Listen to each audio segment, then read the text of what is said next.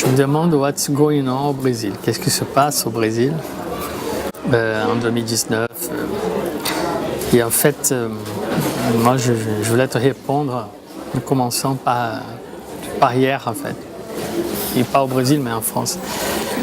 Hier on a vu peut-être le symbole le plus important, ou un des symboles les plus importants de la culture occidentale en flammes. Et la cathédrale Notre-Dame a brûlé et ça, tout de suite, des centaines de Brésiliens se sont souvenus du Musée national. Le Musée national qui c'était les plus grands archives de l'Amérique latine, même pas juste du Brésil, qui a brûlé du jour au lendemain d'une manière hallucinante. Et on vit peut-être à la fin d'un cycle. La fin d'un cycle politique, économique, société, la fin d'un cycle, disons, de liberté, comme on connaît dans la société. Et je crois que dramatiquement, on voit les symboles et nos repères s'effondrer. C'est pas au hasard à mon avis. Enfin, on vit une montée je me permets de dire, un capitalisme ultralibéral dont les conséquences, à mon avis, sont ces genres de catastrophes. Alors, si on pense par exemple que Notre-Dame a été brûlée à cause des travaux de rénovation, parce que c'est devenu aussi peut-être un des endroits les plus touristiques, ça fait marcher l'économie française, on peut se poser cette question. Quand on pense au Musée national qui a été brûlé à cause des négligences en fait, parce que c'est pas ça, disons, la priorité, on se pose encore cette question de c'est quoi cet avenir qui s'approche tellement vite. Qu'est-ce qui est en train de se passer au Brésil? Je commence par le feu. Je pense qu'on a passé par une crise qui a duré 5 ans et qui a amené à un nouveau cycle. Tu commences avec Bolsonaro.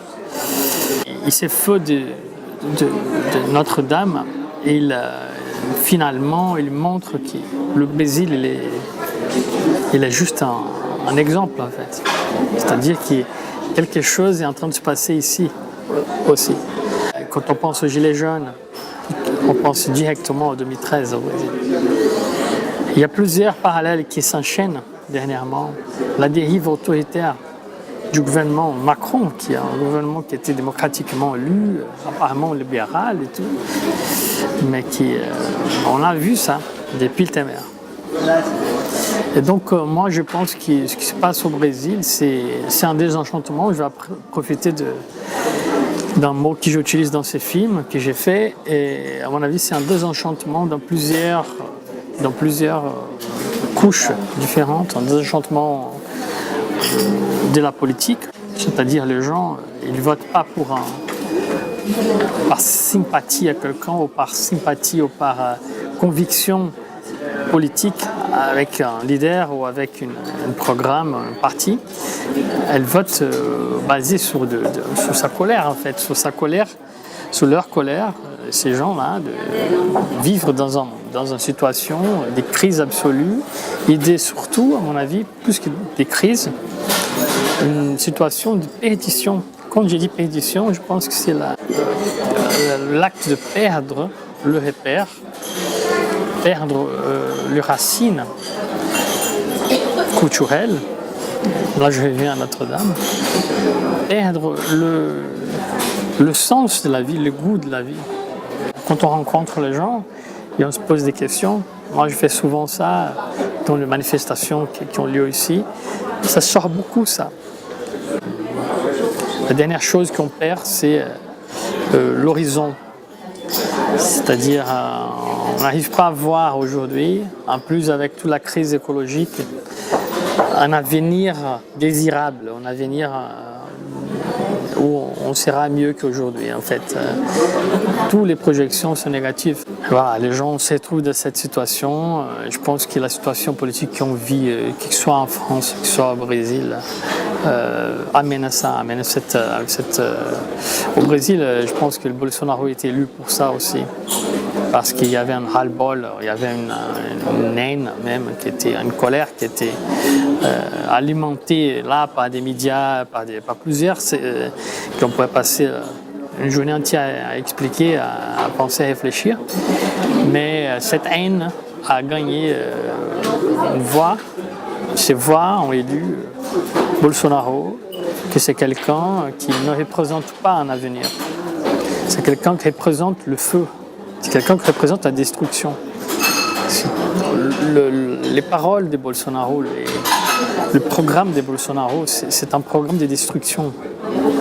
C'est un programme qui est basé sur la négation, en fait. Quand on pense hier, j'ai passé 3 heures à regarder le feu sur Notre-Dame. Il y avait tellement d'eau qu'il essayait pour essayer de faire s'étendre le feu. Ils n'arrivaient pas.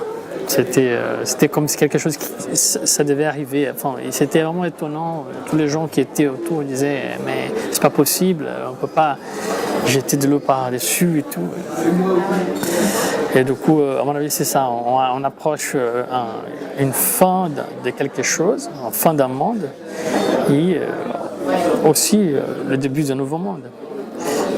Ce qui est clair pour moi, c'est que ce nouveau monde, il va falloir le construire. Parce qu'on part vraiment des ruínas.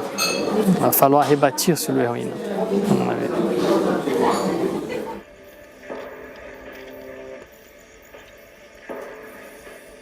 Eu acho a maior encruzilhada pela qual o Brasil já passou. A gente precisa fazer uma análise profundíssima de tudo que aconteceu para voltar a se encantar.